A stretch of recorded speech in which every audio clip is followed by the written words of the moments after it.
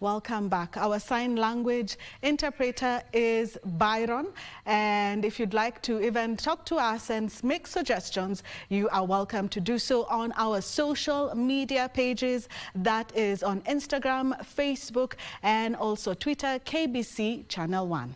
Now, President William Ruto says the world faces a triple planetary crisis of climate change, nature, biodiversity loss, and pollution and plastic waste. Addressing the 6th session of the United Nations Environment Assembly high-level segment and also the national statements in Nairobi, the head of state said these monumental challenges can only be tackled through an effective multilateral approach. President Ruto at the same time called for international collaboration to promote life cycles approaches to waste management, noting that it is vital for sustaining the blue economy and its ecosystems. Alvin Kaunda reports.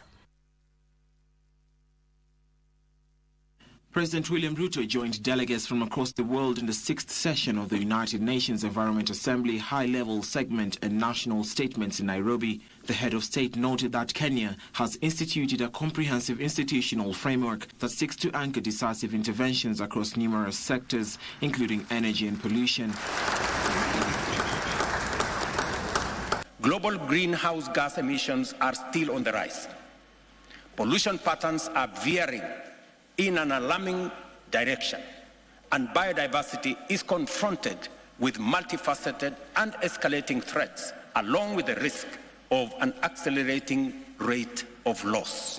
President Ruto called for an inclusion of fundamental structural dimensions in the global climate change reform agenda so as to realign multilateral institutions with core values of the international community as the basis of enhanced effectiveness and inclusivity. As humankind, we are faced with a critical decision to radically alter our course or persist on the current path, endangering our very existence. Undoubtedly, we collectively appreciate this predicament, yet our track record on course correcting is mixed. His sentiments were echoed by UN Environment Programme Executive Director Inger Anderson, who noted the need for a pushback against the climate change crisis. Therefore, we need to find the solutions, and the solutions are entirely doable. We need to eliminate the unnecessary.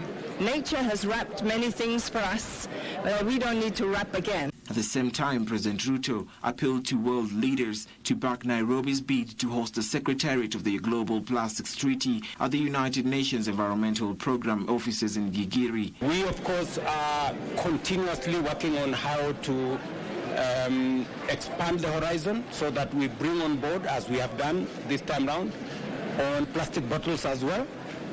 You may want to know that we have legislation now that takes this all the way to make sure that producers, extended life producer responsibility is part of the equation in our legislation and in our policy framework.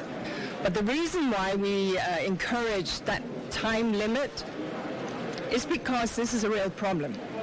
Plastic fills our waterways, plastic goes into our oceans, we have plastic in our bodies, and it is not, as we heard from Dr. Tedros Adhanom Ghebreyesus. The Global Plastics Treaty seeks to establish a comprehensive framework encompassing accountability standards, financing mechanisms, material and chemical standards, import and export regulations, and ambitious targets to combat plastic pollution worldwide. For Prime Edition, I'm Alvin Kaunda.